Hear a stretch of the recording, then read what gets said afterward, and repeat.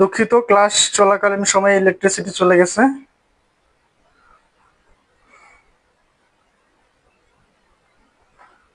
ক্লাসটা একটু শেয়ার করি আমি আবার।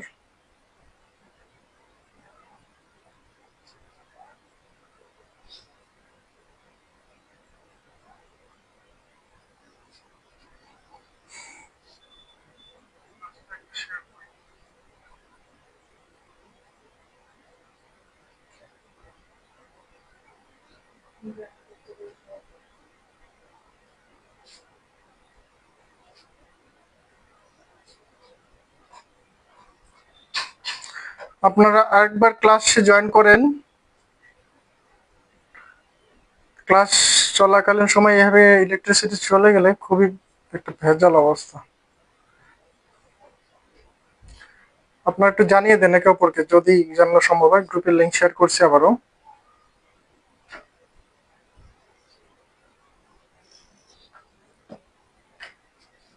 তো আমাদের এই যে ব্রোঞ্জ, গলিত ব্রোঞ্জ, যেটা কাস্টিং ঢালাই পদ্ধতি বলেছি, আরেকটা হচ্ছে ফাইবার।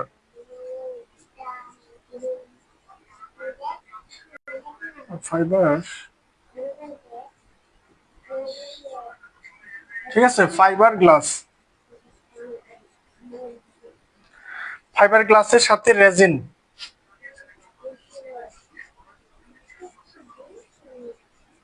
এই যে এটা হচ্ছে কাস্টিং এর মধ্যে যাচ্ছে, আর কনস্ট্রাকশনটার মধ্যে উপাদানগুলো হচ্ছে এটা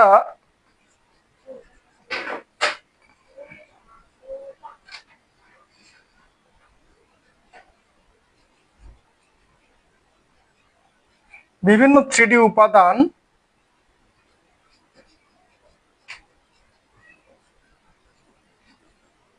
সংযোগ করে এটা তৈরি করা হয়। ঠিক আছে, এটা ভ্যারাইটি অফ এটা এলিমেন্ট বলতে পারি। হ্যাঁ, ঠিক আছে, এটা বিভিন্ন রকমের উপাদান। আপনার পাশে থেকে রড, আপনার পাশে থাকে কোনো মেটালের বিষয়বস্তুগুলো, অথবা এটার সাথে বিভিন্ন রকমের পাথর যা আছে সবগুলোকে সংযোজন করে একটা স্ট্রাকচার দাঁড় করানোটাই হচ্ছে কনস্ট্রাকশন স্ট্রাকচারের মধ্যে পড়ে। এটা একবারে সমকালীন একটা শিল্প। সমকালীন,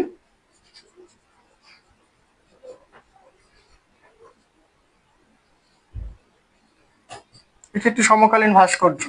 কনস্ট্রাকশন স্কাল্পচার যেটা, এটা একটা সমকালীন ভাস্কর্যের মধ্যে পড়বে।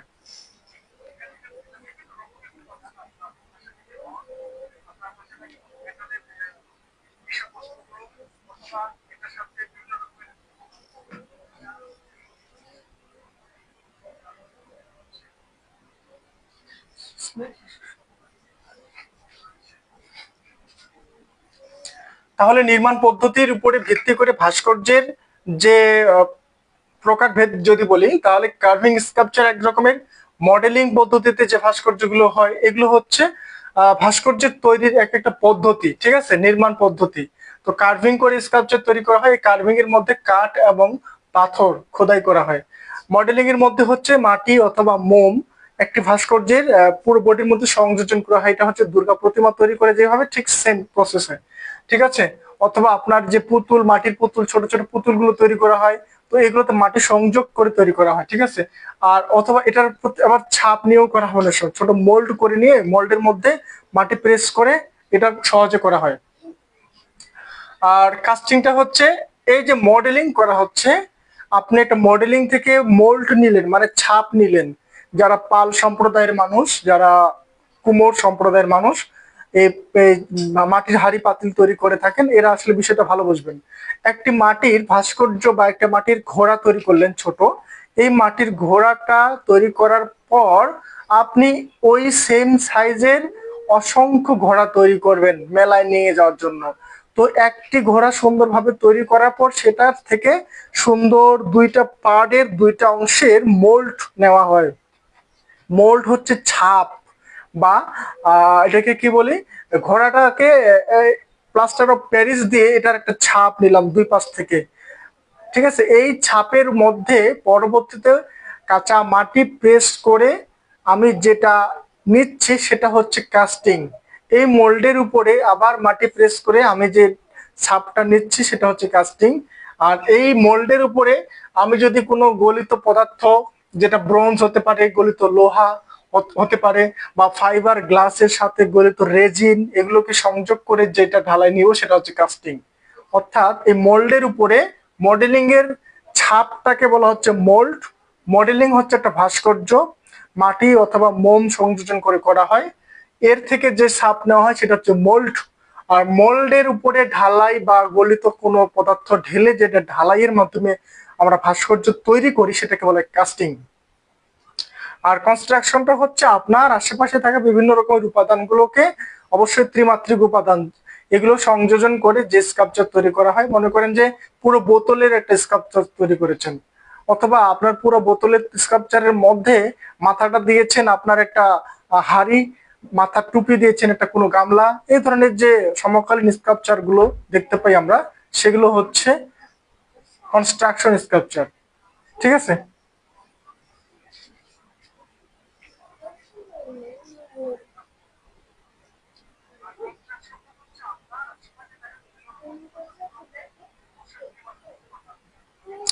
রেজিন হচ্ছে একটা তরল জাতীয় ম্যাটেরিয়াল।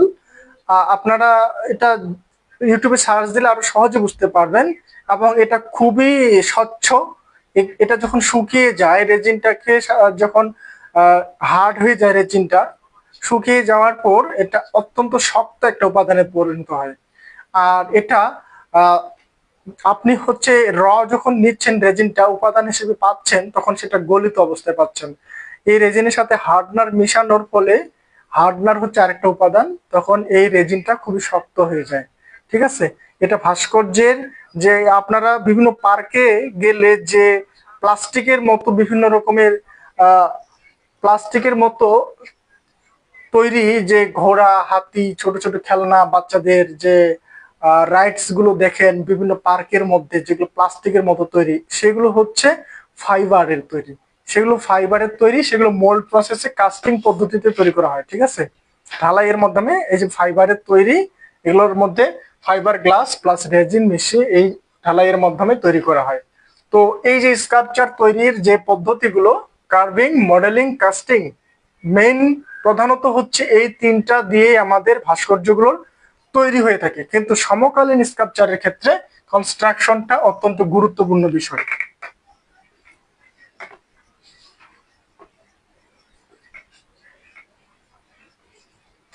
তাহলে ভাস্কর্যের নির্মাণ পদ্ধতিতে কয়টি পেলাম? মোটামুটি 4টি পেলাম। এই বিষয়টা গেল। এখন আমরা আসি ভাস্কর্যের উপকরণ। উপকরণ অনুযায়ী ভাস্কর্য, যেমন মাটির ভাস্কর্য, পাথরের ভাস্কর্য, কাঠের ভাস্কর্য, তারপরে হচ্ছে প্লাস্টারের বা রেজিনের ভাস্কর্য, প্লাস্টার অফ প্যারিস বা ফাইবার গ্লাস, এই যে ভাস্কর্যগুলো, আর বিভিন্ন রকম ম্যাটেরিয়ালসের তৈরি ভাস্কর্য। তাহলে এগুলো উপকরণ অনুযায়ী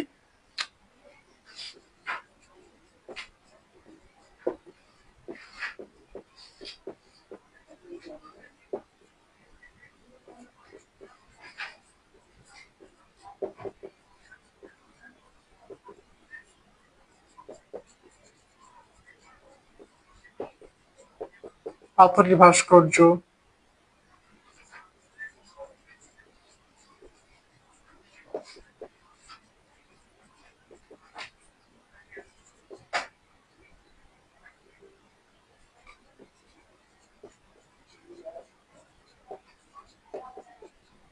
ফাইবারের ভাস্কর্য,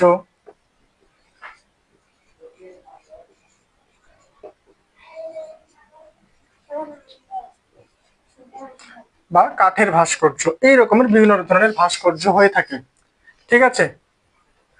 এখন আমরা ভাস্কর্যের বিষয়বস্তুর উপরে ভিত্তি করে ভাস্কর্যের কয়েকটি ক্লাসিফিকেশন নিয়ে আলোচনা করব। তো এটা খুবই শর্ট জিনিস, এটা আমরা জানি যে এটা তো ভাস্কর্য মাটির তৈরি, সেগুলো মাটির ভাস্কর্য, সেগুলো পাথরের, কাঠের আর মেটালের হয়, ফাইবারের হয়ে থাকে। এইগুলো হচ্ছে ভাস্কর্যের উপকরণের উপর বেস করে ভাস্কর্যগুলোকে আমরা বলে থাকি, যেটা মাটির ভাস্কর্য, এটা পাথরের, এটা কাঠের, এটা হচ্ছে প্লাস্টারের।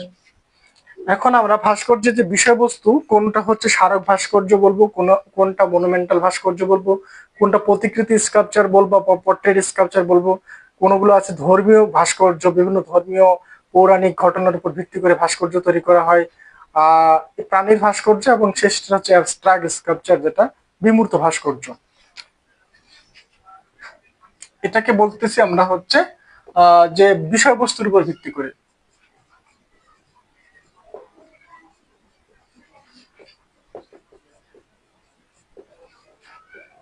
বিষয়বস্তুর ভিত্তিতে ভাস্কর্য। বিষয়বস্তুর ভিত্তিতে ভাস্কর্যের মধ্যে 1 নাম্বার আসে হচ্ছে স্মারক ভাস্কর্য।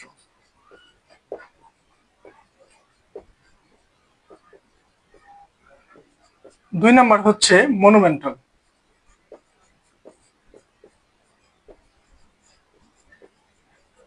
মনুমেন্টাল ভাস্কর্য। 3 নাম্বারটা হচ্ছে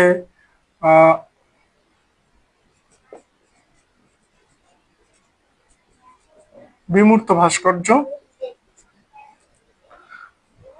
স্মারক, মনুমেন্টাল, বিমূর্ত, ধর্মীয়,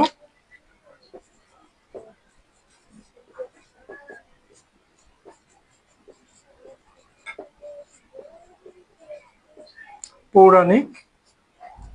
তো এই রকম ভাবে ভাস্কর্যের কয়েকটি ক্লাসিফিকেশনের মধ্যে, হ্যাঁ, আর পাচ্ছি প্রতিকৃতি, প্রতিকৃতি স্কাল্পচার,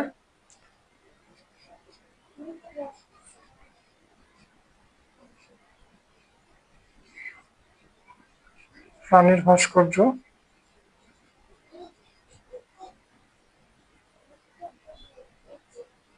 তো এই রকমের কয়েকটি ক্লাসিফিকেশন পাওয়া যায় বিষয়বস্তুর উপর ভিত্তি করে ভাস্কর্যের। এখানে স্মারক ভাস্কর্য যেটা, এটা একটু বোঝার চেষ্টা করি। অর্থাৎ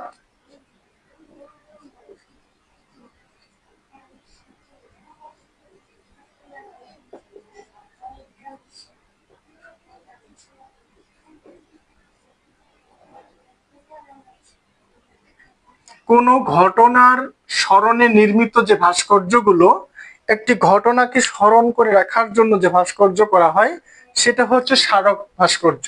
ঠিক আছে, একটা ইনসিডেন্ট বা একটা জুলাই, যেমন আমাদের একটা ইনসিডেন্ট ঘটনা, তো এই ঘটনাকে স্মরণ করে রাখার জন্য যে ধরনের স্কাল্পচার গুলো হচ্ছে সেটা হচ্ছে জুলাই স্কাল্পচার। মুক্তিযুদ্ধকে ভিত্তি করে যে স্কাল্পচার গুলো হয়েছে সেগুলো মুক্তিযুদ্ধ ভিত্তিক স্কাল্পচার। বা আপনার এলাকার একজন বিশিষ্ট ব্যক্তিকে স্মরণ করে রাখার জন্য তার স্মরণে যে ভাস্কর্য তৈরি করা হয় সেটা সেটা হচ্ছে সেই ব্যক্তির স্মরণে নির্মিত স্মারক ভাস্কর্য। সুতরাং এখানে স্মারক ভাস্কর্য মূলত একটি ঘটনাকে স্মরণ করে রাখার জন্য যে স্কাল্পচার গুলো তৈরি করা হয় সেটা। আর মনুমেন্টাল হচ্ছে এই ঘটনার প্রেক্ষিতে বৃহদাকার,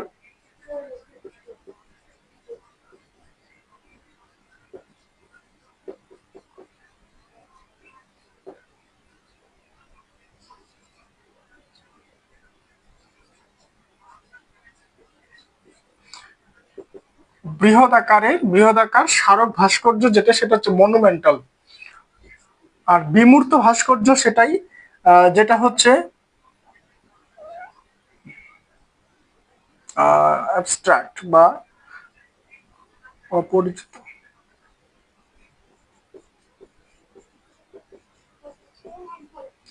অপরিচিত ফর্ম।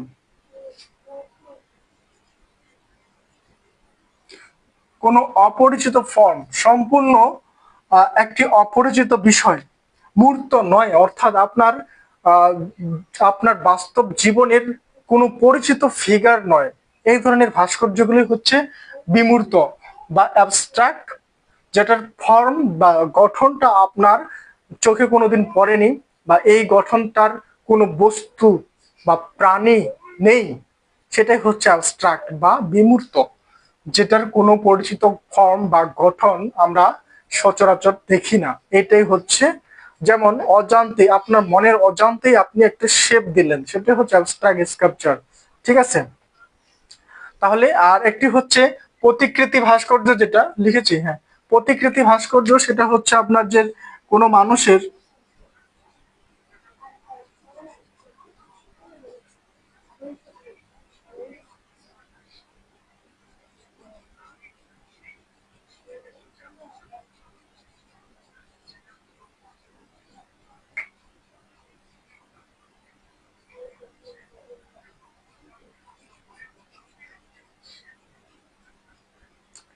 অর্থাৎ কোনো মানুষের আবক্ষ অথবা পূর্ণাঙ্গ, সেটা যে স্কাল্পচার সেটাই হচ্ছে প্রতিকৃতি ভাস্কর্য বা পোর্ট্রেট স্কাল্পচার। অর্থাৎ নির্দিষ্ট এক ব্যক্তির যে স্কাল্পচার তৈরি করা হবে সেটাই হচ্ছে প্রতিকৃতি স্কাল্পচার, অর্থাৎ কোনো নির্দিষ্ট ব্যক্তির বাস্তব, অর্থাৎ যার করছেন সেটা যেন সেই ব্যক্তিরই চেহারা মনে হয়, সেটা হচ্ছে প্রতিকৃতি ভাস্কর্য। ধর্মীয় পৌরাণিক ভাস্কর্যগুলো আমরা জানি কি কি হয়ে থাকে, এবং প্রাণীর স্কাল্পচার গুলো আমরা জানি কি কি হতে পারে। তাহলে বিষয়বস্তুর উপর ভিত্তি করে যে ভাস্কর্যগুলো হয়ে থাকে সেটা হচ্ছে স্মারক, মনুমেন্টাল, বিমূর্ত, পৌরাণিক, প্রতিকৃতি, প্রাণীর ভাস্কর্য। আরেকটা হয়ে থাকে এটা প্রতিকৃতির মধ্যেই পড়ে, এটাকে স্ফুলিঙ্গ বলে।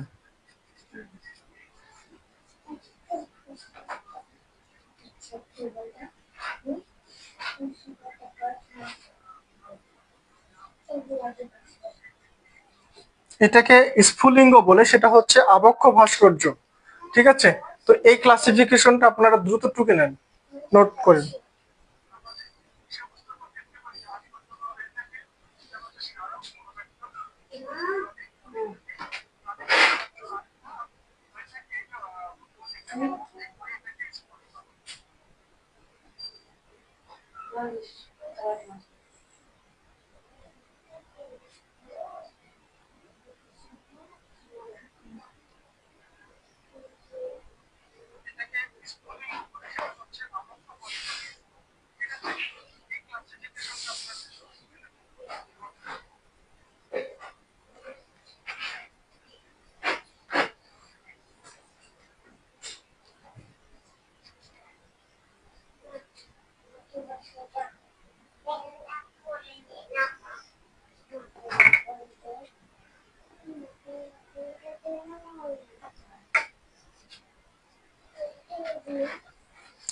এবার আমরা একটু ভাস্কর্যের সংক্ষিপ্ত কিছু স্টোরি জেনে নিই। ঠিক আছে, ভাস্কর্যের সংক্ষিপ্ত ইতিহাস।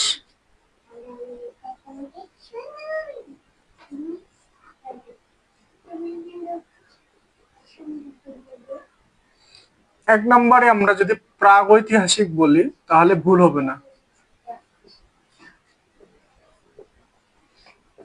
এই প্রাগৈতিহাসিক স্কাল্পচার বলতে আমরা জানি যে ভাস্কর্য তৈরি হয়েছিল হচ্ছে প্রাগৈতিহাসিক যুগের সময়কাল থেকে। এই সময়ের অন্যতম একটি ভাস্কর্য হচ্ছে ভেনাস।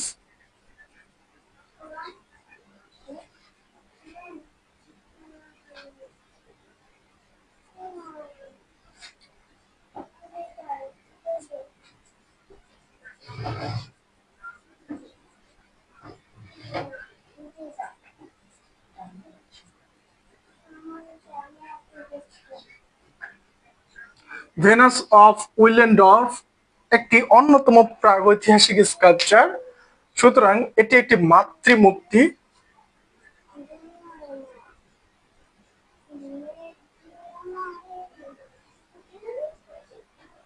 ঠিক আছে, এটা তৈরি হয়েছিল হচ্ছে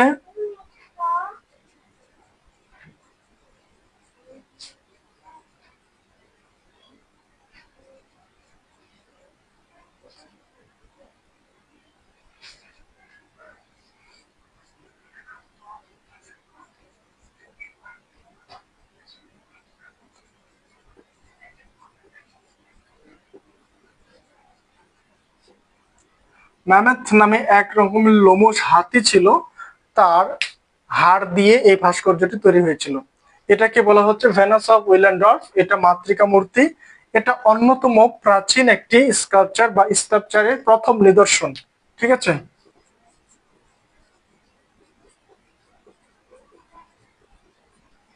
এটি ভাস্কর্য শিল্পের একটি প্রথম নিদর্শন। এই ভেনাস অফ উইলেন্ডর্ফ, আপনাদের এই নামটা একটু মনে রাখার চেষ্টা করবেন। ভাস্কর্যের আলোচনায় যদি বলি, প্রাগৈতিহাসিক ভাস্কর্যের কথা বলতে গেলে প্রথমে আমাদেরকে এই ভাস্কর্য দিয়ে শুরু করতে হবে। ভাস্কর্যের যদি মাদার বলি, মাদার অফ স্কাল্পচার, তাহলে ভেনাস অফ উইলেন্ডর্ফকে বলতে হয়। তো এটা একটা মাতৃকা মূর্তি। এটা ম্যামথ বা লোমশ হাতি, যেটা প্রাগৈতিহাসিক সময় ছিল, তো সেই হাতির হাড় থেকে এই স্কাল্পচারটি তৈরি করা হয়েছে। ঠিক আছে, এইটা মোটামুটি ভাস্কর্যের প্রথম নিদর্শন। এরপরে যে আমরা ভাস্কর্যগুলো দেখি সেটা হচ্ছে মিশরীয় সভ্যতার।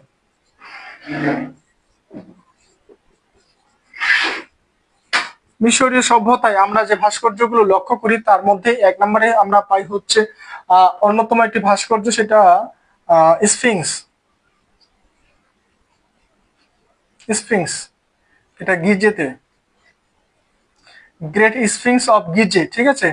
মিশরের গিজে নামক অঞ্চলে যে মিশরীয় সবচেয়ে বড় বড় পিরামিড গুলো রয়েছে, তো এইখানে যে ভাস্কর্যটি রয়েছে ফারাও খুফুর খুফু না, হচ্ছে খাফরে।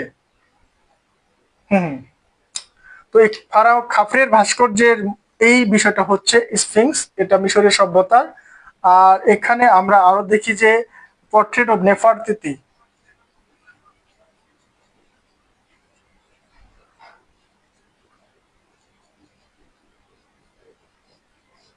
Portrait of নেফারতিতি। তো এই পোর্ট্রেট অফ নেফারতিতি এবং স্ফিংস মিশরীয় ভাস্কর্যের অন্যতম প্রাচীন নিদর্শনগুলো। তাহলে আমরা প্রথমে ভেনাসে যাই, তারপরে আসি স্ফিংসে, মিশরীয় সভ্যতার এইভাবে ধারাবাহিক ক্রমান্বয়ে স্কাল্পচারের ডেভেলপমেন্ট গুলো হচ্ছিল। আর ভাস্কর্যের ক্ষেত্রে পরবর্তীতে ভাস্কর্যের একেবারে শিরোমণি যদি বলি সেটা হচ্ছে গ্রিক গ্রিক ভাস্কর্য। এই গ্রিক ভাস্কর্যটাই মূলত হচ্ছে একেবারে বাস্তব বাস্তব তারপর হচ্ছে আদর্শ আদর্শ মানব দেহ, সুন্দর, সব থেকে সুন্দর, সব থেকে আদর্শ একটা মাপ। যেমন আপনি সেনাবাহিনীতে গেলে আপনার 5 ফুট 6 ইঞ্চি 7 ইঞ্চি এরকম একটা আইডিয়াল মাপ আছে, যে একটা আদর্শ পুরুষ বা আদর্শ মহিলা হতে গেলে তার নির্দিষ্ট একটা হাইট লাগে, তো তার শারীরিক গঠনের একটা নির্দিষ্ট মাপ কাঠি আছে। তারপরেই না বলবে যে এই পুরুষটি আদর্শ পুরুষ। তার শরীরের আপনি ভুঁড়িওয়ালা একটা মোটাসোটা মানুষকে কখনো আদর্শ ফিগার বা মেল ফিগার হিসেবে আমরা কাউন্ট করতে পারি না। সুতরাং একটা সুদর্শন তার শারীরিক গঠন, আপনার তার হাইট সবকিছু মিলে একটা পুরুষকে আদর্শ পুরুষ হতে বলা হয়। তো এই আদর্শ মানবদেহের ক্ষেত্রে গ্রিক সভ্যতায় স্কাল্পচারের ক্ষেত্রে তারা সব থেকে বেশি নিখুঁত এবং সব থেকে আদর্শ মানব শরীরের সৌন্দর্যগুলোকে ফুটিয়ে তোলার জন্য বাস্তব, অর্থাৎ এখানে একেবারে হুবহু একটা মানুষের মতো করে একটা ফিগার তৈরি করা, এটা ভেনাস অফ উইলেন্ডর্ফের মতো একটা প্রতীকী নয় বা স্ফিংসের মতো প্রতীকী নয়। এখানে একেবারে সুদর্শন একটা ভাস্কর্যের মানুষ ফিগার বা যে ফিগারটা তৈরি করা হচ্ছে সেই ফিগারটাকে ফুটিয়ে তোলাটাই ছিল গ্রিক ভাস্কর্যের একটা অত্যন্ত গুরুত্বপূর্ণ বৈশিষ্ট্য। সুতরাং এখানে বাস্তবতা ছিল বা বাস্তবতা বা বাস্তব, ঠিক আছে, বাস্তবতা এবং আদর্শ মানবদেহের সৌন্দর্যকে ফুটিয়ে তোলায় গ্রিক ভাস্কর্যের অন্যতম বৈশিষ্ট্য ছিল। এই গ্রিক ভাস্কর্যের মধ্যে একটা উদাহরণ হচ্ছে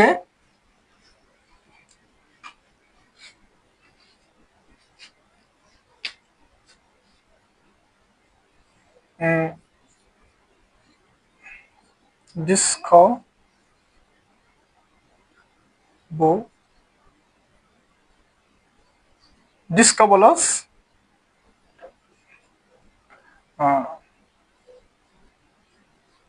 লাউকন অ্যান্ড হিস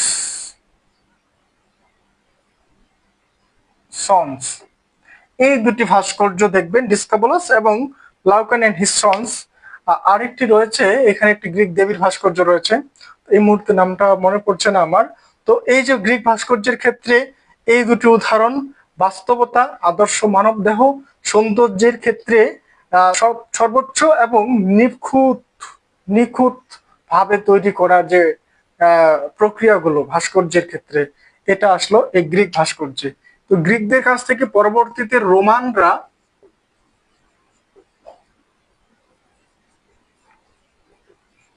রোমানরা গ্রিকদের কাছ থেকে ভাস্কর্যগুলোকে পরবর্তীতে এরা গ্রিক দখল করার পরে রোমান সাম্রাজ্যের সম্রাটরা বা রোমানরা এই ভাস্কর্যগুলোকে নিয়ে যায়। আর রোমানদের ক্ষেত্রে প্রতিকৃতি ভাস্কর্য,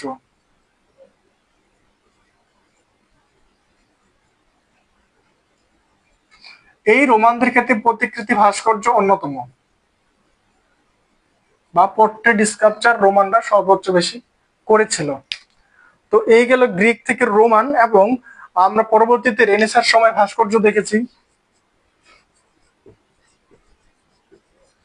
রেনেসা ভাস্কর্যে আমরা যেটা পাই হচ্ছে ডেভিড।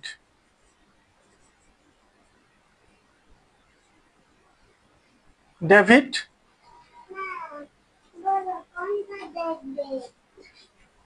পিয়েতা। ডেভিড পিয়েতা হচ্ছে রেনেসার সময়ের অন্যতম ভাস্কর্য। এটা হচ্ছে মাইকেল অ্যাঞ্জেলো করা। আর সর্বশেষ আসি যদি আধুনিক ভাস্কর্য।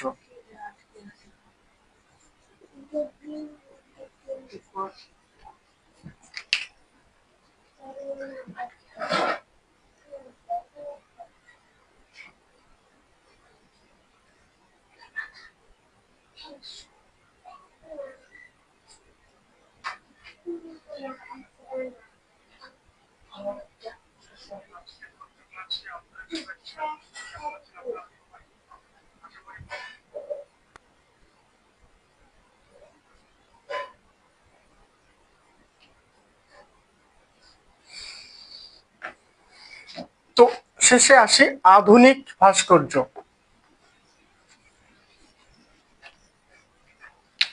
এটা ডেভিড ডো। আধুনিক ভাস্কর্য। এই আধুনিক ভাস্কর্য বর্তমানে খুবই আলোচিত, এবং সারা বিশ্ব জুড়ে এই আধুনিক ভাস্কর্যের চর্চাটাই সর্বোচ্চ বেশি হচ্ছে। এই আধুনিক ভাস্কর্যের জনক বলা হচ্ছে অগস্ত আর রোদা। অগস্ত রোদা।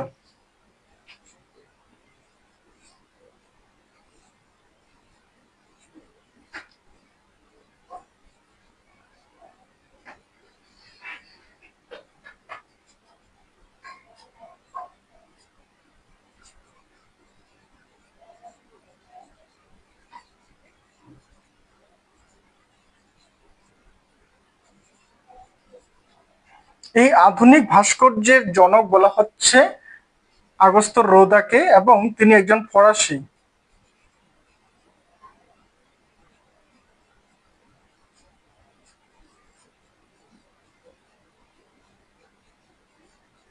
ফরাসি শিল্পী অগস্ত রোদা। না, ইংরেজি বানানটা হচ্ছে AGUSTE, আর রোদার ইংরেজি স্পেলিংটা হচ্ছে RODIN। ঠিক আছে, আগস্ত রোদান। তো এই আগস্ত রোদা হচ্ছেন আধুনিক ভাস্কর্য শিল্পের জনক। ইনি একজন ফরাসি শিল্পী। ইনার কয়েকটি স্কাল্পচারের উদাহরণ হচ্ছে দ্য কিস, আর আরেকটি হচ্ছে দ্য থিঙ্কার।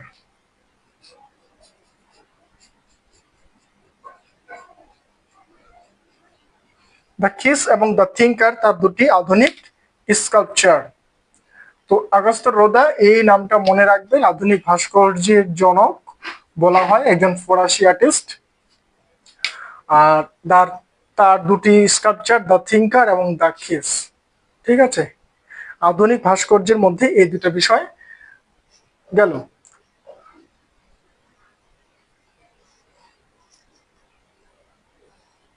ডান। এরপরে একটু আলোচনা বাকি রয়েছে। এবার আমরা ভাস্কর্যের বাংলাদেশ ভিত্তিক ভাস্কর্যগুলো একটু দেখি।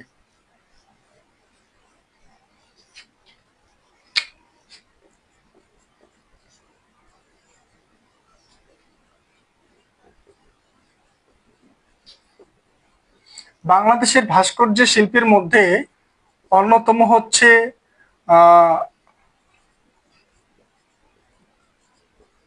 হামিদুর রহমান, নভেরা আহমেদ, আব্দুর রাজ্জাক,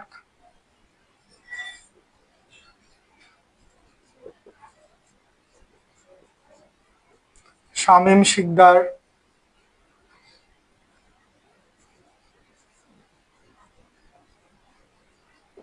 এই যে ভাস্কর্যের যে শিল্পী ভাস্কররা, এরা হচ্ছেন আমাদের বাংলাদেশের স্কাল্পটর। ঠিক আছে, তো এই আর্টিস্টদের একটি করে ভাস্কর্যের নাম এবং এই আর্টিস্টদের ভাস্কর্যগুলো কি কি এটা আপনারা দেখে নেবেন। তো এর মধ্যে হচ্ছে আধুনিক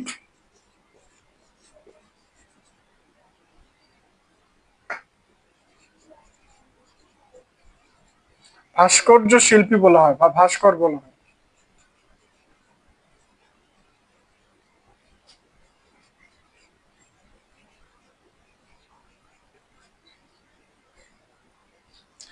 এই নভেরা নভেরা আহমেদকে বলা হচ্ছে নভেরা আহমেদ, ঠিক আছে। নভেরা আহমেদকে বাংলাদেশের মডার্ন স্কাল্পচারের জনক বা মডার্ন স্কাল্পচারের সূত্রপাত তাই কিন্তু নভেরার মাধ্যমে হয়েছে। যদিও এই বিষয়টা একটু বিতর্কিত, তারপরেও নভেরাকে বলা হচ্ছে বাংলাদেশের আধুনিক ভাস্কর্যের সূত্রপাতকারী বা আধুনিক ভাস্কর্যের যাত্রাটা নভেরার মাধ্যম দিয়েই শুরু হয়েছিল বাংলাদেশে। তো এই মোটামুটি বাংলাদেশের কয়েকজন স্কাল্পটরের নাম এবং বাংলাদেশের আধুনিক ভাস্কর্য শিল্পের জনক যদি বলা হয়ে থাকে তাহলে হচ্ছেন নভেরা আহমেদ। তিনি হচ্ছেন বাংলাদেশের আধুনিক ভাস্কর্য শিল্পের জনক। এখন আপনাদের ভাস্কর্য নিয়ে কোনো প্রশ্ন থাকলে বলেন।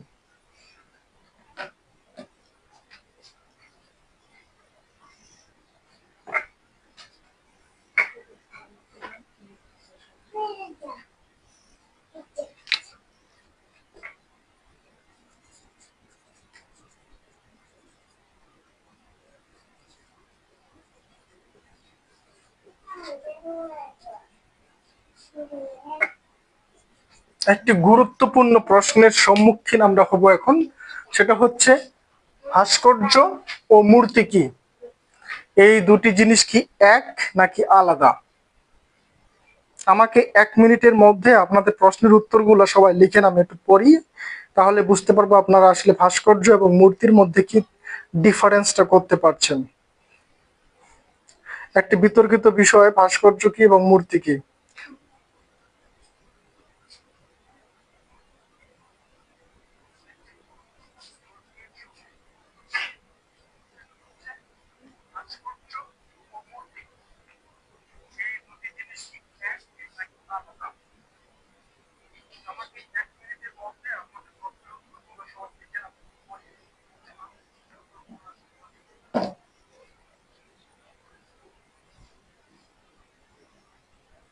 তোমার ইন্টারনেট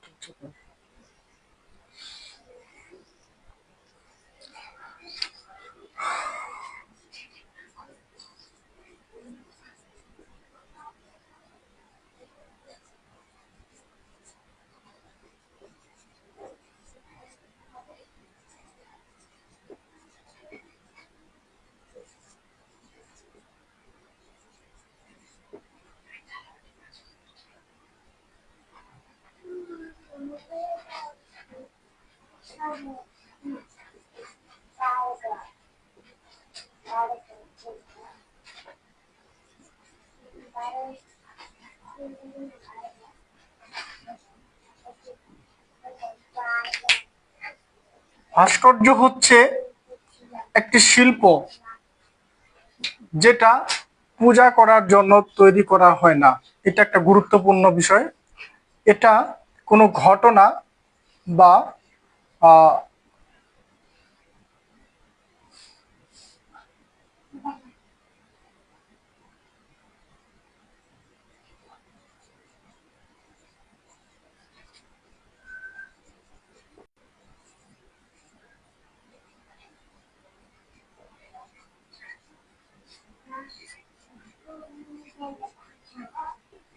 কোনো ঘটনা বা স্থানকে স্মরণীয় করার জন্য তৈরি, বা স্মরণীয় অথবা এখানে লিখতে পারেন অথবা নান্দনিক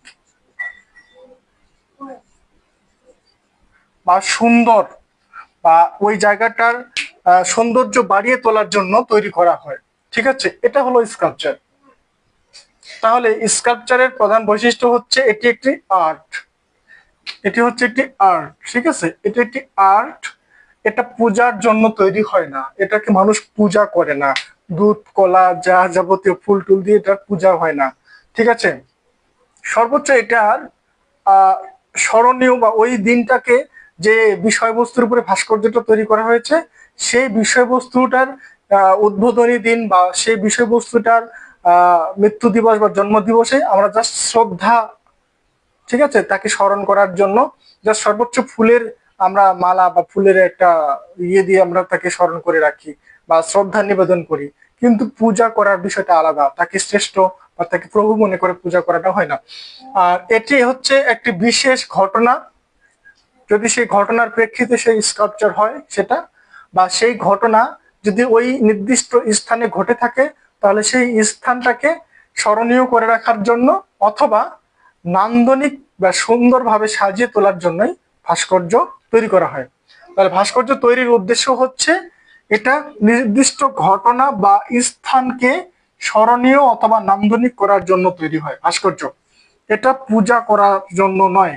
এবং এটি একটি আর্ট। এই তিনটি হচ্ছে ভাস্কর্যের বৈশিষ্ট্য। আর এর ঠিক অপোজিটটা হচ্ছে মূর্তি, এটা পূজার করার জন্য।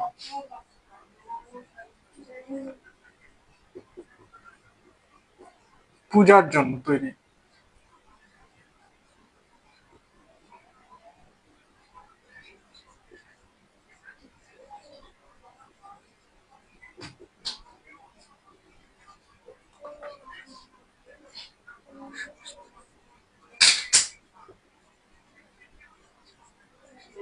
এবং মূর্তির বিষয়টা হলো যে এটি ধর্মীয় ঘটনার বিষয়বস্তুগুলোর ভাস্কর্য বা যে ফিগারগুলো হয় সেগুলো ধর্মীয় ঘটনার প্রেক্ষিতে তৈরি করা, বা ধর্মীয় বা পৌরাণিক যে চরিত্রগুলো ক্যারেক্টারগুলো সেগুলোকে তৈরি করা হয়। আর মূর্তি পূজা করা হয়। ঠিক আছে, মূর্তি ধর্মীয় ভাবে তৈরি, ধর্মীয় চরিত্র বা ঘটনার প্রেক্ষিতে তৈরি হয়ে থাকে এবং এটি পূজা করা হয়। এটা হলো মূল ডিফারেন্স মূর্তি ভাস্কর্যের মধ্যে। সুতরাং আপনারা আর্টিস্ট্রি মানুষের শিক্ষক হবেন বা আর্টিস্ট্রির শিক্ষক হবেন, আপনাদের এই ডিফারেন্সটা জানার প্রয়োজন। অনেকে আপনাকে প্রশ্ন করে বিব্রত করতে পারে যে ভাস্কর্য আর মূর্তির মধ্যে পার্থক্য কি, কেন ভাস্কর্য তৈরি করা হচ্ছে, ভাস্কর্য তো তৈরি করাটা ঠিক না। তো এই যে বিষয় আশয়গুলো থেকে থাকে বিতর্কিত বিভিন্ন রকমের ঘটনা, তো এই বিষয়টা হলো এইরকম যে মূর্তি আর ভাস্কর্যের মধ্যে ডিফারেন্স। সো এটুকু মোটামুটি বলার ছিল, আর এটার মধ্যে তেমন বিশেষ বলার কিছু নেই।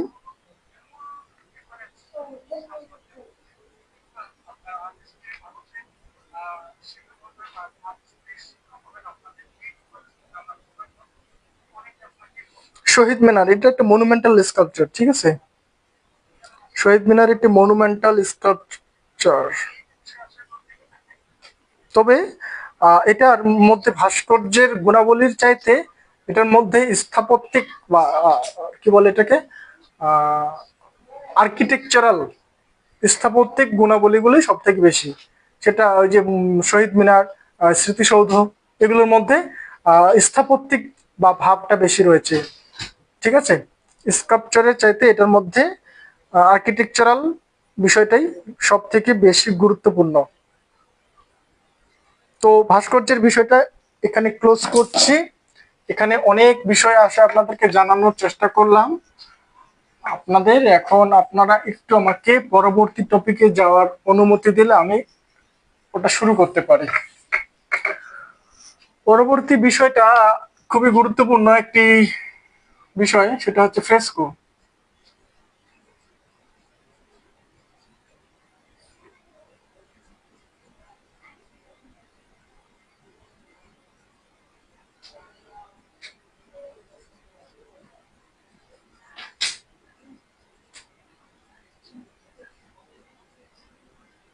ইতালি শব্দ, এটি হচ্ছে একটি ইতালি শব্দ, এর অর্থ ফ্রেশ, তাজা অথবা ভেজা।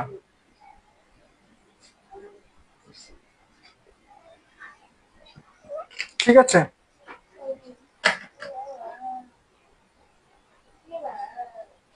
না আমাকে এইটা শেষ করতেই হবে আজকে।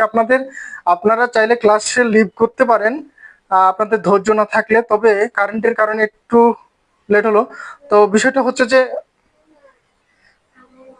আবক্ষ, আবক্ষ হচ্ছে ওই যে স্ফুলিঙ্গ বললাম, ওটা ভাস্কর্যের একটা ক্লাসিফিকেশনের মধ্যে পড়বে। ঠিক আছে, তো না হলে আপনাদের পরীক্ষার টপিকগুলো শেষ করতে পারবো না। পরীক্ষা হবে কিন্তু ওই ক্লাস হবে না, যে কালকে এটার পরীক্ষা রয়েছে ফ্রেস্কোর উপরে সকালবেলা, কিন্তু ক্লাসটা স্যার ফ্রেস্কোর ক্লাসটা হয়নি, তখন এই বিষয়টা এরকম হবে যে ক্লাসটা না হলে পরীক্ষাটা কেমনে হয়। তো এই জন্য আমাকে এই ফ্রেস্কো নিয়ে আলোচনা করব, সংক্ষিপ্ত আলোচনা। একটু গুরুত্বপূর্ণ, আপনাদেরকে একটু দেখতে হবে জাস্ট। তো ফ্রেস্কো হচ্ছে একটি ইতালি শব্দ। এটা ফ্রেশ, ফ্রেশ থেকে মোটামুটি এর অর্থটা যারা ইংরেজিতে, ইতালি শব্দটার ইংরেজি অনুবাদে ফ্রেস্কো থেকে এসে, ফ্রেশ অর্থাৎ তাজা বা ভেজা। এই যে তাজা, ভেজা মানেই তাজা, ঠিক আছে।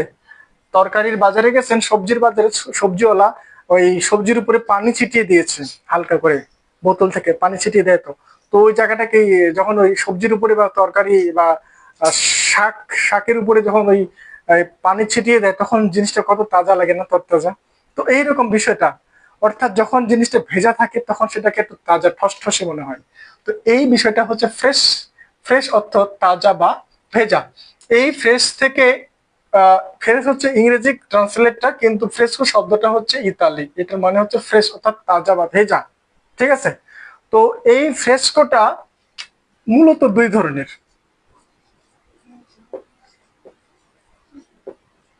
একটাকে বলা হচ্ছে কি ফ্রেস্কো বুনো, বু আহ,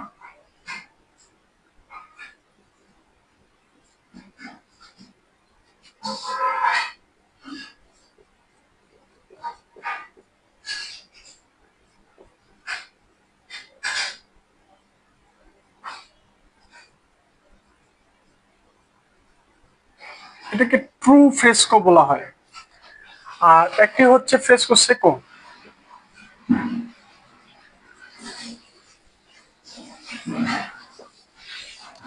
তো এটা হচ্ছে ভেজা, একটা হলো শুকনা।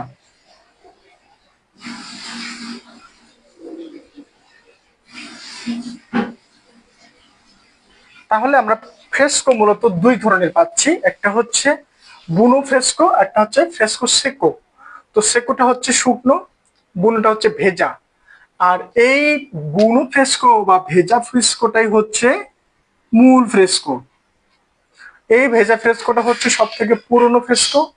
এবং ফ্রেস্কো যদি বলি, ফ্রেস্কো বলতেই হচ্ছে আমরা যে ছবিগুলো আমাদের সামনে চলে আসে সেগুলো ম্যাক্সিমাম হচ্ছে ভেজা ফ্রেস্কো বা ফ্রেস্কো বুনো।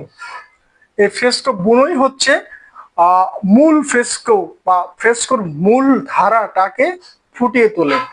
আর এই ফ্রেস্কো বুনো কিন্তু পৃথিবীর সর্বশ্রেষ্ঠ পেন্টিং গুলো, যেগুলো এখনো টিকে রয়েছে, প্রায় 300 থেকে 400 বছর আগের পেন্টিং গুলো এখনো টিকে রয়েছে জাঁকজমকতার সাথে, সেগুলোই হচ্ছে ফ্রেস্কো বুনোতে করা। মূলত ফ্রেস্কো বুনোটাই প্রথম সৃষ্টি, কিন্তু মানুষ যখন এই ফ্রেস্কোর উপরে এক্সপেরিমেন্ট করতে গেল, তখন ফ্রেস্কো সেকোটা তৈরি হলো, শুকনো ফ্রেস্কো। একটু সময় নিয়ে কাজ করবে, একটু সময় নিয়ে কাজ করতে গেলে তো সারফেস একটু শুকিয়ে যাবে দেওয়ালের। তো এই শুকিয়ে যাওয়া সারফেসের উপরেই যখন তারা আবার ওই পদ্ধতিতে কাজ করতে গেল, রংকে চাপালো দেওয়ালের মধ্যে, তখনই ফ্রেস্কো নতুন একটি পদ্ধতি আবিষ্কার হলো, সেটাকে বলছি আমরা ফ্রেস্কো সেকো। সুতরাং ফ্রেস্কো হচ্ছে পেন্টিং এর একটি মাধ্যম বা পদ্ধতি।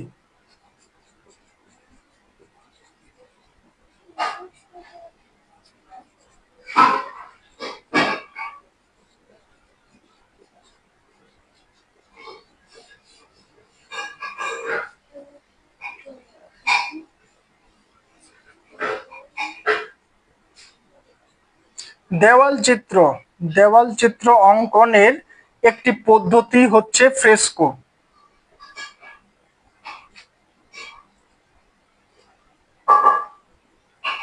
পদ্ধতি হলো ফ্রেস্কো।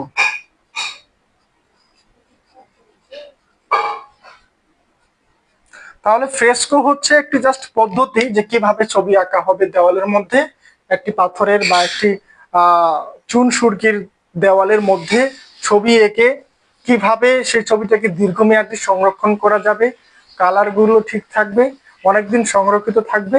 এই যে পদ্ধতিটা আবিষ্কার হয়েছে ভেজা দেওয়ালের মধ্যে ছবি আঁকা, এই পদ্ধতিটাকে বলা হচ্ছে ফ্রেস্কো, ঠিক আছে। তাহলে এটি দেওয়াল চিত্র অঙ্কনের একটি পদ্ধতি মাত্র। তো এই পদ্ধতিটাকে আবার দুই ভাগে ভাগ করা হয়েছে, একটা বুনো, একটা সেকো মানে ভেজা এবং শুকনো, ঠিক আছে। আর এই বুনো ফ্রেস্কোটা হচ্ছে পুরাতন এবং সব থেকে বেশি ব্যবহৃত, এবং এটাকে ট্রু ফ্রেস্কো বা সত্যিকারের অর্থে ফ্রেস্কো বলা হয়ে থাকে, ঠিক আছে। আর এই সেকো ফ্রেস্কোটাকে আরেকভাবে আবার টেম্পোরা বলা হয়ে থাকে,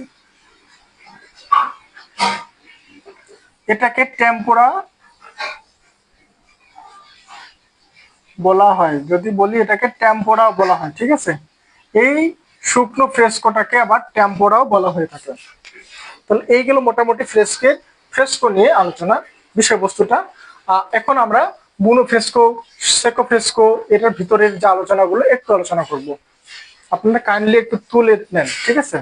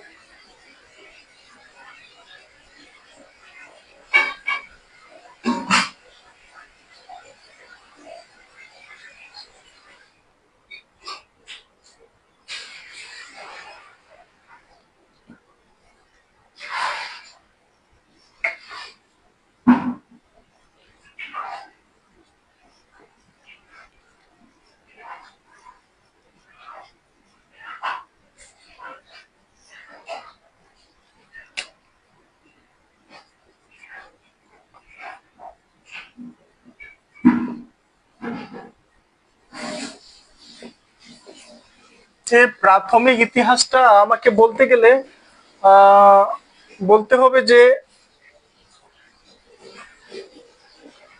1 নম্বরে যদি বলি,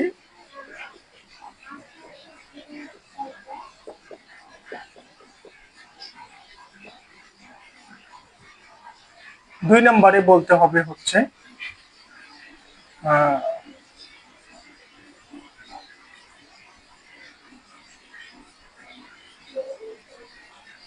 এটা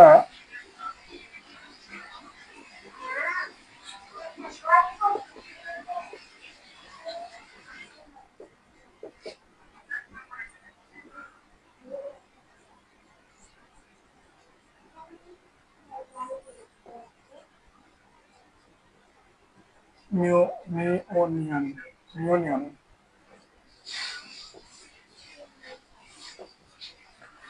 এটাকে মিওনিয়ান না মিনোয়ান, মিনোয়ান মিনোয়ান, এই নামটা নিয়ে একটু কনফিউশন, একটু দাঁড়ান। মিনো সভ্যতা,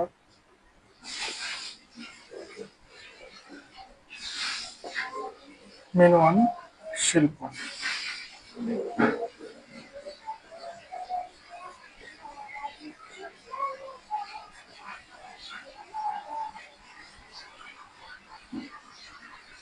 মিনোয়ান আর্ট, ইজিয়ান সভ্যতার মিনোয়ান শিল্প যেটা, এই মিনোয়ান শিল্পের মধ্যে প্রথম হয়েছিল, এটা হচ্ছে ক্রিট দ্বীপে।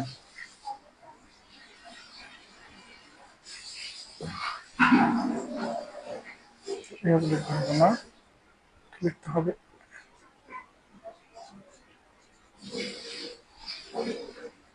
ক্রিট দ্বীপে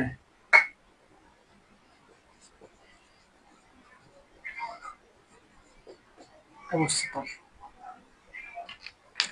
তো এই প্রাথমিক ইতিহাসে ফ্রেস্কোর আমরা যে ফ্রেস্কো চিত্রগুলো পাই, আমরা জানি যে মিশরীয় সভ্যতা, আমাদের সভ্যতার ইতিহাসের অন্যতম প্রাচীন সভ্যতা হচ্ছে মিশরীয় সভ্যতা। মিশরীয় সভ্যতার সমসাময়িক যে সভ্যতাটা মিডল ইস্টে গ্রো আপ করছিল, এটা ইউফ্রেটিস এবং টাইগ্রিস নদীর অপর পাশে, সেটা হচ্ছে মেসোপটেমিয়া সভ্যতা, সমসাময়িক সভ্যতা। তবে মিশরীয় সভ্যতা ফার্স্টে আবিষ্কার হওয়ার কারণে আমরা এটাকে প্রাচীন সভ্যতার স্বীকৃতি দেওয়া হয়েছে। তবে এই মিশরীয় সভ্যতাতে আমরা যেমন ফ্রেস্কোর নিদর্শনগুলো পাই তাদের পিরামিড ভিত্তিক, ঠিক আছে। পিরামিড ভিত্তিক আমরা যে মিশরের সভ্যতার ফ্রেস্কো গুলো পাই, এটা মূলত ৩৫০০ থেকে ৫০০০ বছর এই একটা আনুমানিক সময়কালের মধ্যে পাই। আর এই সেম সময়ে অন্যতম ফ্রেস্কোর প্রাচীন নিদর্শন এবং একটু বেশি শিল্পসম্মত, একটু বেশি গুণগত মান বিশিষ্ট যে আর্ট বা ফ্রেস্কো গুলো পাই আমরা, সেটা হচ্ছে ক্রিট দ্বীপে অবস্থিত মিনোয়ান শিল্প বা মিনোয়ান সভ্যতার যে ফ্রেস্কো গুলো পাই, সেটা হচ্ছে মিশরীয় সভ্যতার চেয়ে একটু উন্নত আর্টিস্টিক দিক থেকে। এর কালার, এর বিভিন্ন রকমের ড্রয়িং বৈশিষ্ট্যগুলো, এর দৈর্ঘ্য প্রস্থ ফ্রেস্কোর সাথে যেগুলো মিল রয়েছে, ফ্রেস্কো বলতে যে মিলগুলো পাই, সেই বিষয়গুলোর সাথে মিনোয়ান আর্ট বা ইজিয়ান সভ্যতার ক্রিট দ্বীপে অবস্থিত মিনোয়ান শিল্পের ফ্রেস্কোটা সব থেকে বেশি প্রাচীন ফ্রেস্কোর মধ্যে বেশি আর্টিস্টিক, বেশি গুরুত্বপূর্ণ বা অন্যতম ফ্রেস্কো চিত্র হচ্ছে এই মিনোয়ান সভ্যতার ক্রিট দ্বীপে অবস্থিত যে ফ্রেস্কো সেটা।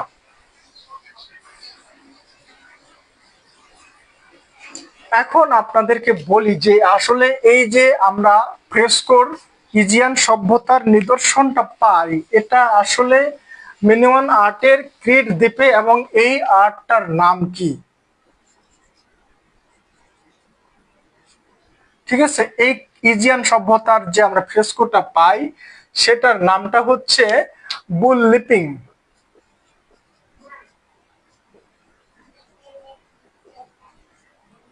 বুল লিপিং ফ্রেস্কো।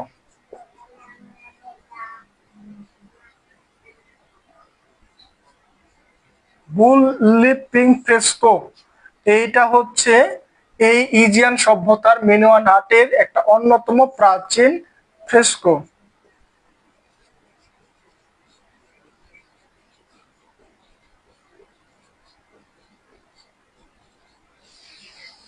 অন্যতম প্রাচীন ফ্রেস্কো, ঠিক আছে। এখানে একটি ষাঁড় এই রকম ঘাড় বাঁকা করে, দুই দিকে তার দুটো শিং, লম্বা একটা ষাঁড়, ঠিক আছে, এইরকম ভাবে। আর সামনে একজন ফিগার রয়েছে, পিছনে একটি ফিগার রয়েছে।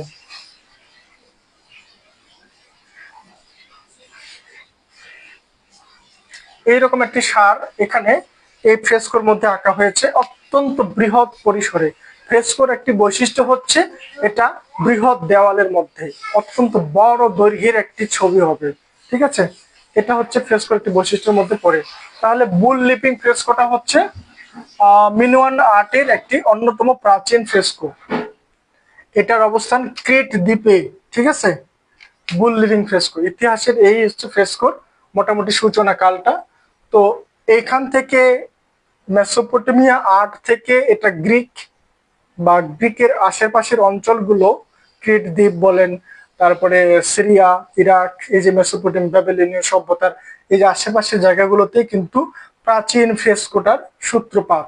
পরবর্তীতে এটা গ্রিক থেকে রোমে এসে রেনেসাঁ সময়কালে ফ্রেস্কোটা সব থেকে বেশি হাইলাইটেড হয়েছে, এবং এটার কাজগুলো সব থেকে বেশি হয়েছে এ সময়।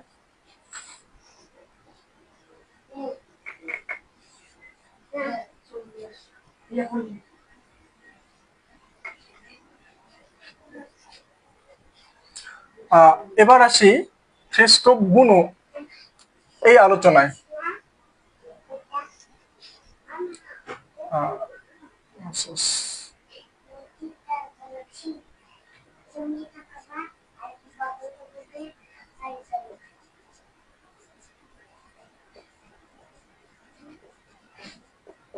ফ্রেস্কো বুনোতে যে বিষয়টা হয়,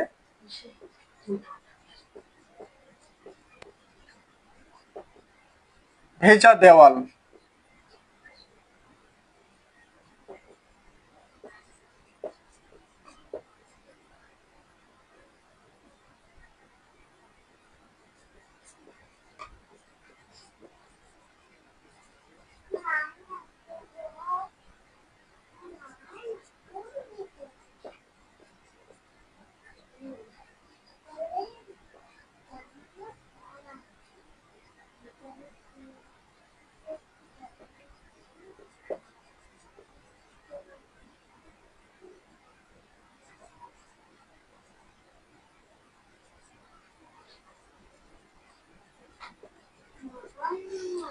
অর্থাৎ ভেজা দেওয়ালের উপরে প্রাকৃতিক রং প্রয়োগ করে দ্রুত ছবি আঁকা শেষ করতে হবে, এটা হলো ফ্রেস্কো বুনোর মধ্যে পড়বে।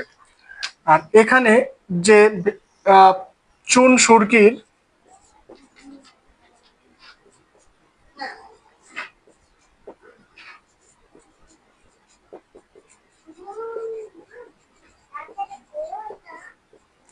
চুন সুরকির যে প্রাথমিক পলিস্টার, ঠিক আছে, চুন সুরকির যে প্রাথমিক পলিস্টারটা করা হয় ওয়ালের মধ্যে, তারপরে আবার একটা হালকা করে চুনের একটা লেয়ার দেওয়া হয়। তাহলে এখানে ভেজা অবস্থা যখন চুন এই ওয়ালের মধ্যে থাকে, তারপর এখানে যে কালারটা অ্যাপ্লাই করা হয়, এই কালার চুনের এবং দেওয়ালের চুনের যে, আপনাদেরকে এটা একটু বিক্রিয়া সহকারে দেখাই। ক্যালসিয়াম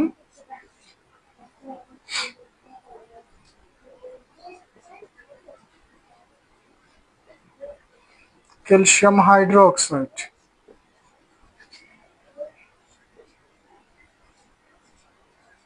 কার্বন ডাইঅক্সাইড,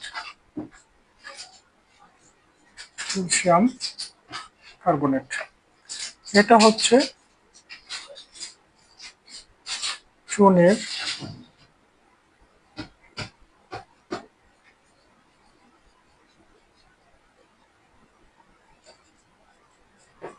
চুনের ভেজা ওয়াল। আর এটা হলো বাতাসের কার্বন ডাইঅক্সাইড।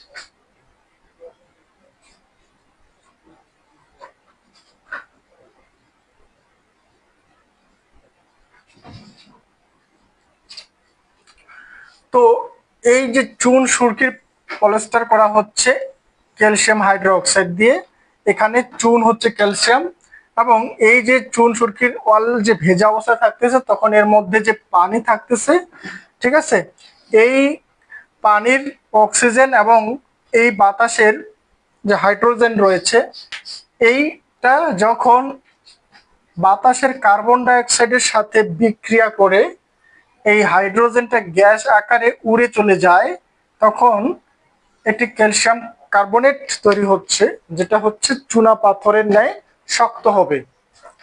তো এই চুন সুরকির চুনের ভেজা দেওয়াল এটা এবং বাতাসের কার্বন ডাইঅক্সাইড মিলে যখন বিক্রিয়া করে বাতাসটা বের হয়ে যায়, এক সময় যখন শুকিয়ে যায়, তখন এই জিনিসটা ক্যালসিয়াম কার্বনেট হিসেবে শক্ত একটা লেয়ার তৈরি করে দেওয়ালের মধ্যে। তো শুকিয়ে যাওয়ার পর, এটা শুকিয়ে যাওয়ার পর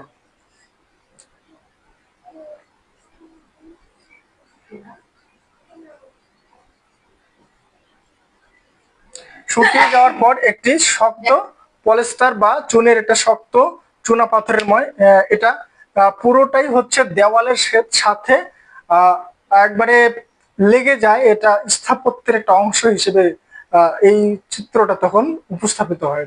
সুতরাং এই ছবিতে যখন কোনো পিগমেন্ট দেওয়া হয়, রং, সেই পিগমেন্টটা শুকিয়ে যাওয়ার পর, ঠিক আছে, এই পিগমেন্টটা শুকিয়ে যাওয়ার পর এই ক্যালসিয়াম কার্বনেটের মতো শক্ত হয়ে যায়। সুতরাং চুনের ভেজা দেওয়ালের মধ্যে বাতাসের কার্বন ডাইঅক্সাইড মিশে গিয়ে একটা শক্ত আবরণ তৈরি করে। আর এই শক্ত হয়ে যাওয়াটা, এই যে এর মধ্যে যখন পিগমেন্ট দিচ্ছেন আপনি, এই পিগমেন্টটাও তখন ওই চুনের এবং বাতাসের রিয়াকশনের মাধ্যমে এই কার্বন ক্যালসিয়াম কার্বনটির মতো শক্ত হয়ে যায়। তো এই হলো বিষয়, যে একটা ভেজা দেওয়াল বাতাসে শুকিয়ে যাওয়ার পর কিভাবে এটি শক্ত হয়ে যায়, আর এই শক্ত হয়ে যাওয়ার ফলে এটা দীর্ঘদিন লাস্টিং করে। ঠিক আছে।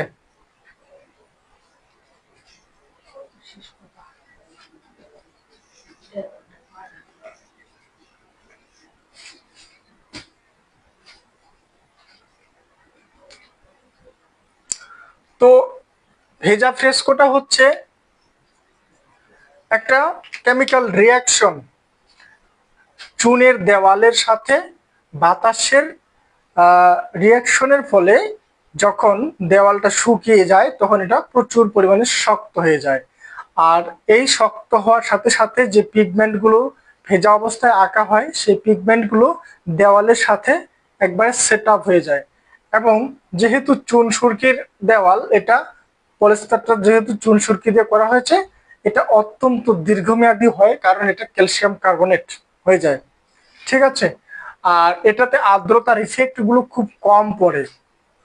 এই হলো ভেজা ফ্রেস্কোর সব থেকে বড় গুণ। যেটা আমরা একটু বৈশিষ্ট্যগুলো দেখি, এটা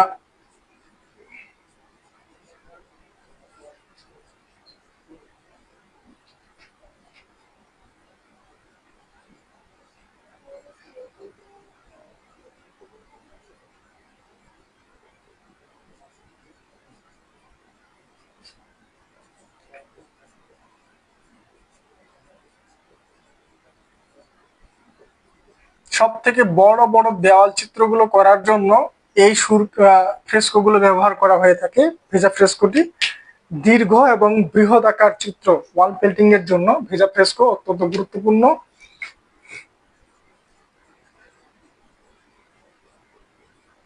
এটি দীর্ঘমেয়াদী হয়। এই চুন সুরকির যে ভেজা ফ্রেস্কো, এটা দীর্ঘমেয়াদী হয়, দ্রুত নষ্ট হয় না। ঠিক আছে, দীর্ঘমেয়াদী হয়, দ্রুত নষ্ট হয় না।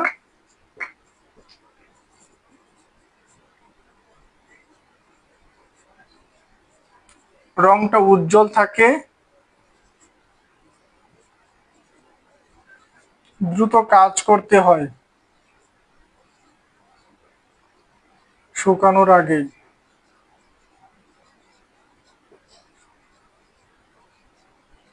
শুকানোর আগে ড্রয়িং শেষ করতে হবে।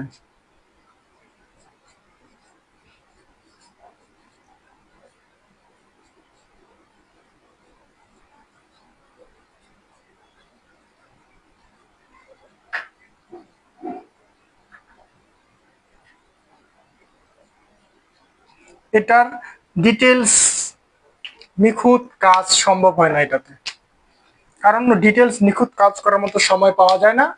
দেওয়াল শুকিয়ে যাওয়ার আগে শেষ করতে হবে। ভেজা দেওয়ালে যখন কালার করা হচ্ছে, কালারটা একবারে দেওয়াল চুষে নিচ্ছে, শক্ত হয়ে যাবে, এই কালার আর উঠবে না। সুতরাং এটাতে নিখুঁত কাজ করা বা ডিটেলস কাজ করার সময় নেই, সম্ভব হয় না। আর দ্রুত শুকানো, দ্রুত কাজ করতে হয় শুকিয়ে যাওয়ার আগেই। এই আর একটা বিষয় কি যেন মনে করলাম,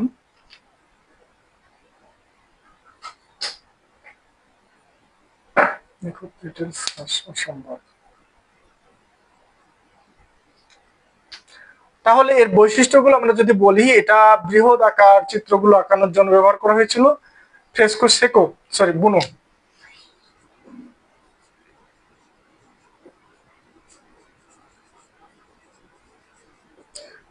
ফ্রেস্কো বুনোর বৈশিষ্ট্য হচ্ছে এটা দীর্ঘমেয়াদী, উজ্জ্বল রং থাকে, দ্রুত কাজ করতে হয় এবং নিখুঁত বা ডিটেলস কাজ সম্ভব নয়।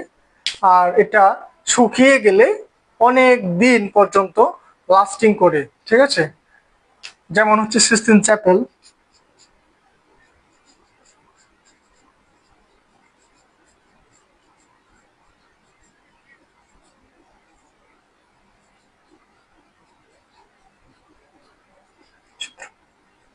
সিস্টিন চ্যাপেলের যে চিত্রগুলো যেগুলো মিকেলেঞ্জেলো এঁকেছিল, সেইগুলো হচ্ছে ফ্রেস্কো বুনোতে করা, ভেজা প্লাস্টারের মধ্যে করা। সুতরাং এগুলো হচ্ছে ফ্রেস্কো বুনোর বৈশিষ্ট্য। এটা ভেজা দেওয়ালে করতে হবে, দ্রুত করতে হবে, দেওয়াল শুকিয়ে যাওয়ার আগেই, এবং এটার নিখুঁত বা ডিটেলস কাজ করা সম্ভব নয়। এটা দীর্ঘমেয়াদী হয় এবং এটার উপস্থাপনাটা বৃহৎ বা বড় আকারে করা হয়। এটার উদাহরণ হচ্ছে সিস্টিন চ্যাপেলের যত চিত্র আছে সবগুলোই হচ্ছে এর মধ্যে পড়বে, এবং রাফায়েলের দ্য স্কুল অফ অ্যাথেন্স এর মধ্যে পড়ে। ঠিক আছে, এটা ফ্রেস্কো বুনো গেল। ঠিক আছে, এই ফ্রেস্কো বুনোটাই হচ্ছে মূলত পৃথিবীর বিখ্যাত সব চিত্রগুলোকে চিত্রিত করেছে এবং এই ফ্রেস্কো বুনোর চিত্রগুলোই সারা বিশ্ব জুড়ে খ্যাতি অর্জন করেছে ফ্রেস্কো হিসেবে। সিস্টিন চ্যাপেলের চিত্র আর আরেকটা হচ্ছে রাফায়েল।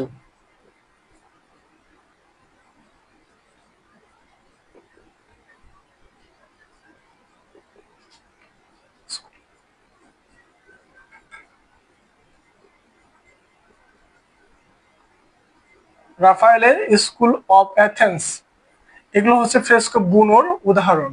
ঠিক আছে, এখন এই স্কুল অফ অ্যাথেন্স এবং সিস্টিন চ্যাপেলের যে চিত্রগুলো এর মধ্যে রয়েছে হচ্ছে the birth of Adam, the last judgment, এগুলো। ঠিক আছে, এগুলো হচ্ছে ফ্রেস্কো বুনোর মধ্যে পড়ে। লিখবো এগুলো।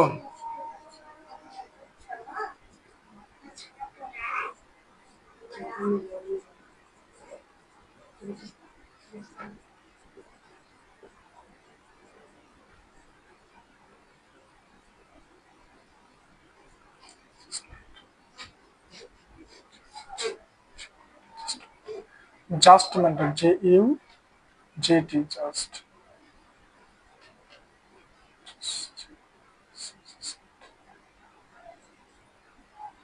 দ্য লাস্ট জাজমেন্ট,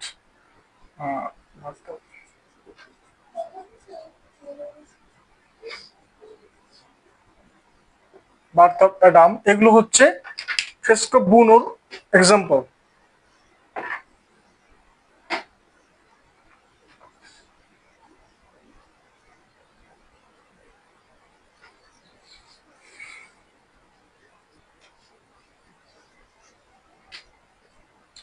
আর এই ফ্রেস্কো বুনোটা হচ্ছে স্থাপত্যের সাথে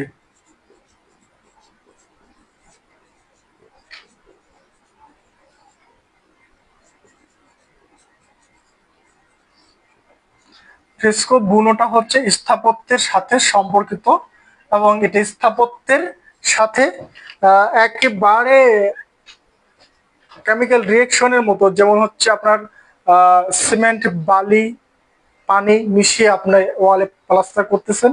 তো এইরকম হচ্ছে একটা বিষয় যে এটা স্থাপত্যের একটা পার্ট হয়ে যায় ফ্রেস্কো বুনোটা। ঠিক আছে, আর ফ্রেস্কো সেকোটা হচ্ছে একটু ডিফারেন্ট।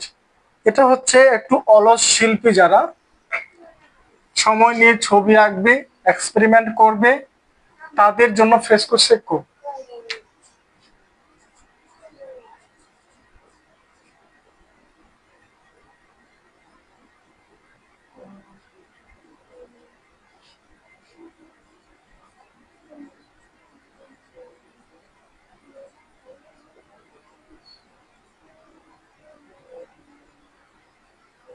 এটা শুকনো দেওয়ালের মধ্যে আঁকা হয়।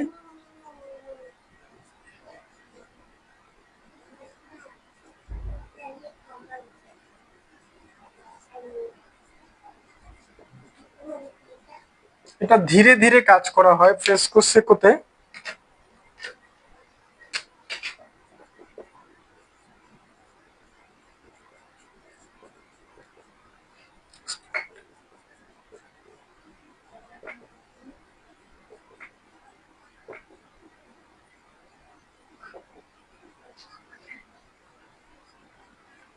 এখানে শিল্পীর নিজস্ব এক্সপেরিমেন্টের একটা জায়গা থাকে, সে নিজের মতো করে এক্সপেরিমেন্ট করতে পারে।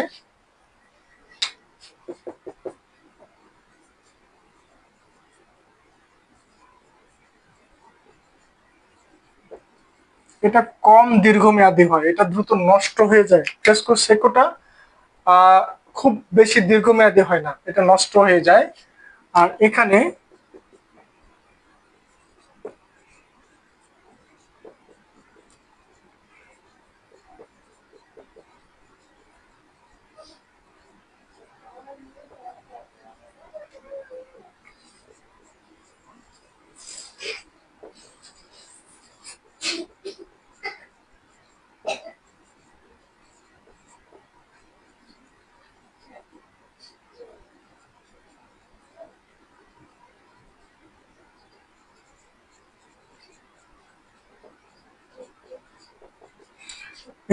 যেহেতু এটা শুকনা দেওয়ালের মধ্যে আপনি রং দিবেন, সুতরাং পানির সাথে রংকে গুলিয়ে ফ্রেস্কো বুনোর মতো দিলে এই রং থাকবে না।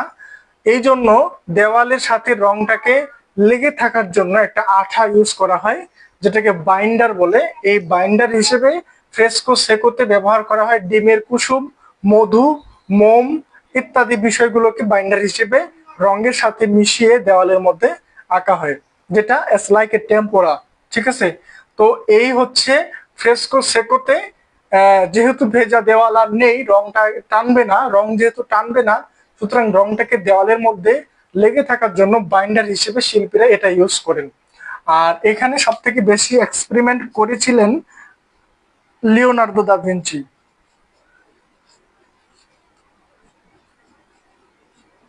তার আঁকা দ্য লাস্ট সাপার,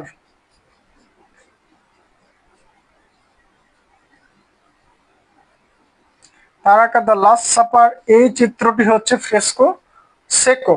ফ্রেস্কো সেকোতে করা দ্য লাস্ট সাপার, এই জন্য লাস্ট সাপার তার জীবদ্দশাতেই নষ্ট হয়ে গেছিল। এটার চিত্রের বিভিন্ন অংশগুলো বিভিন্ন কারণে ঝরে পড়ে গেছে, নষ্ট হয়েছে, বিবর্ণ হয়েছে, বা ধীরে ধীরে ছবিটার কোয়ালিটিটা একবারে খারাপ হয়ে গেছে। এটা হচ্ছে এই কারণে যে এটা ফ্রেস্কো শেকোতে এটা একসময় শুকিয়ে গিয়ে ওই যে মোম বা ডিমের কুসুমের অংশগুলো উঠে উঠে চলে আসে। ঠিক আছে, কারণ এটা যেহেতু শুকনো দেওয়ালের উপরে আপনি আঠাটা দিয়ে লাগিয়েছেন, যতদিন এটার আঠাটার টেম্পার থাকে ততদিন ভালো থাকে, বা 1 বা 2 বছরের মধ্যে এই ছবিটার গুণগত মানটা নষ্ট হতে থাকে। যেটা যা লাস্ট যা সাফারে হয়েছিল, পরবর্তীতে এটাকে রিপেয়ার করা হয়েছে, কিন্তু সেভাবে আর অরিজিনাল লাস্ট সাপারটা নেই লিওনার্দোর আঁকা। ওর উপরে পরে এটাকে মেরামত করা হয়েছে, ওই ছবির উপরে মেরামত করা হয়েছে, কিন্তু লিওনার্দোর আঁকা আর লাস্ট সাপার থাকলো না, কারণ এটা ফ্রেস্কো সেকোতে করা হয়েছিল এই কারণে।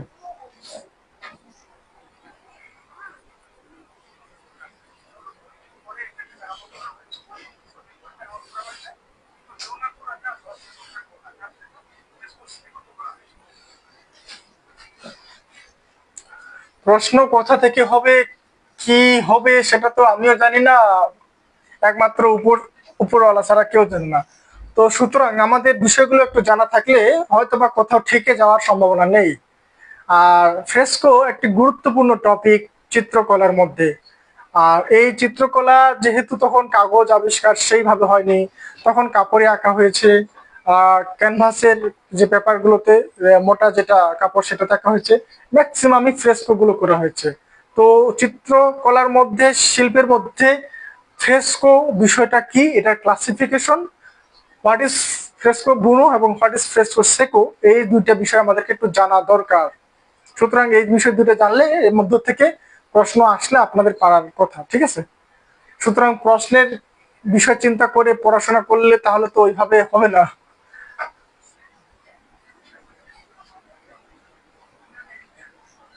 এই আপনাদের এটা হয়ে গেলে আমি একটু মিশিয়ে দিই।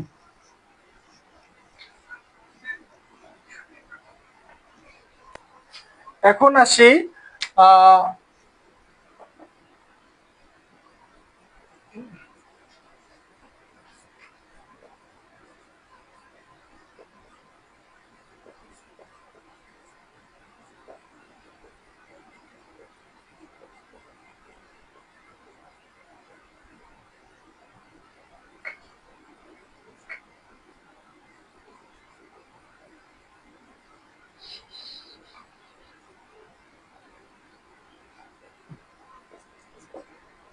ফ্রেস্কোর অন্যতম প্রাথমিক শিল্পী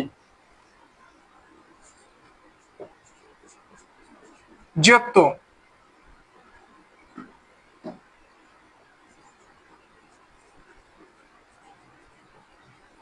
জিওত্তো দ্বীপবন্ধনে ইনি হচ্ছেন অন্যতম প্রাথমিক শিল্পী। তারপর আহ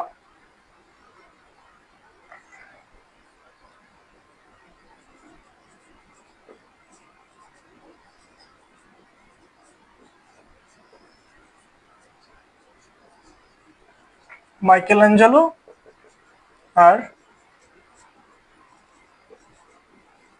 রাফায়েল, এই তিনজনই হচ্ছে রেনেসা পর্ব।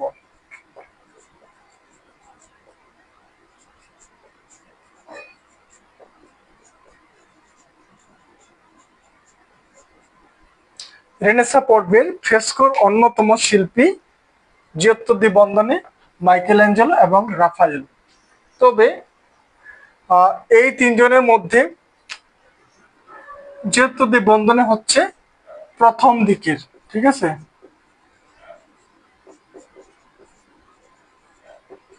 ইনি হচ্ছেন প্রথম দিকের।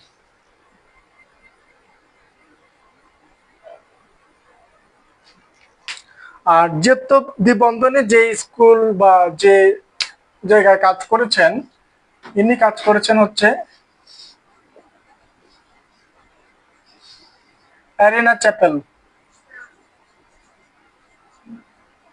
আর মাইকেল অ্যাঞ্জেলো কাজ করেছেন হচ্ছে সিস্টিন চ্যাপেল।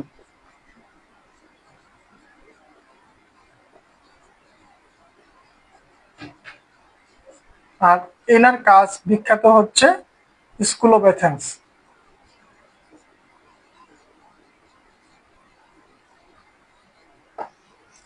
এই মোটামুটি রেনেসাঁ পর্বের ফ্রেস্কো শিল্পী। ফ্রেস্কোটা মূলত রেনেসাঁকে বেশি হাইলাইট করেছে। রেনেসাঁ সময়কালের ফ্রেস্কোটাই অন্যতম বিখ্যাত ফ্রেস্কো। তার মধ্যেই হচ্ছে সিস্টিন চ্যাপেলের পুরো গির্জা বা এই চার্চের এবং রাফায়েলের স্কুল অফ অ্যাথেন্স ফ্রেস্কোটাকে পুরোটাকেই তুলে ধরেছে। আর এই ফ্রেস্কোর যে ছবিগুলো সবগুলো ফ্রেস্কো বুনোতে আঁকা। আর টেম্পোরাটা হচ্ছে ফ্রেস্কো সেক্কোর একটা পদ্ধতি। ফ্রেস্কো সেক্কোর একটা পদ্ধতি হচ্ছে টেম্পোরা। আমাদের ইন্ডিয়ান টেম্পোরাটা একরকম ছিল, আরেক দেশের টেম্পোরাটা এক এক রকম ছিল। শিল্পীরা তাদের স্থান ভেদে, জায়গা ভেদে তাদের মতো করে এই পদ্ধতিগুলোকে ব্যবহার করেছে। এটা হলো ফ্রেস্কো সেক্কোর মধ্যে গেল। ওকে, তো আর এখানে তেমন কোনো বিষয় আর গুরুত্বপূর্ণ নেই। ফ্রেস্কো বুনো, ফ্রেস্কো সেক্কো মোটামুটি শেষ আলোচনা।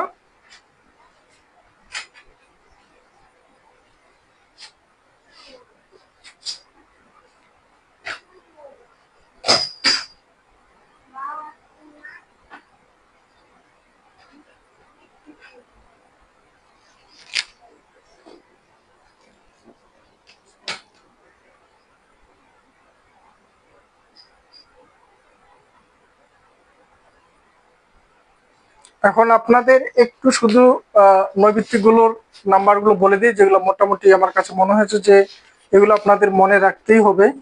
সেগুলো হচ্ছে খুবই সিম্পল এবং প্রথম দিকের বা মৌলিক আলোচনা একটা টপিকের। সেটা আপনার পেজ নাম্বার 35, পেজ নাম্বার 35 বইয়ের 2 নাম্বার, 3 নাম্বার, 6 নাম্বার, 7 নাম্বার, 2, 3, 6, 7, 2, 3, 6, 7, অথবা খাতায় লিখে রাখেন যাদের বই কাছে নেই। 11, 12, 13, 14, 11 থেকে 14, 2, 3, 6, 7, 17, 19, 21, 23 থেকে 26, 23, 24, 25, 26 এবং 30 নাম্বার।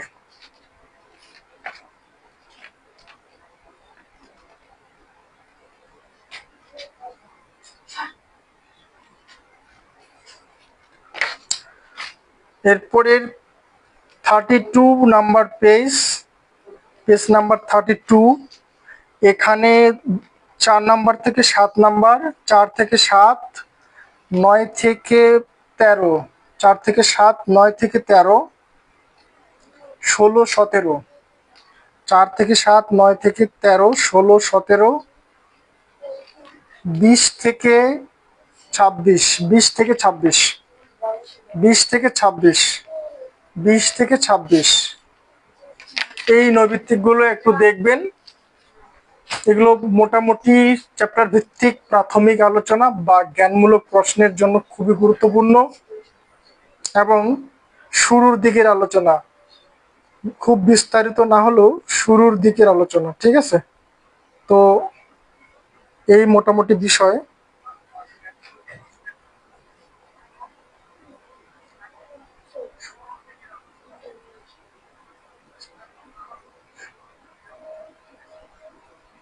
তো ক্লাস শেষ করছি, ধন্যবাদ সবাইকে।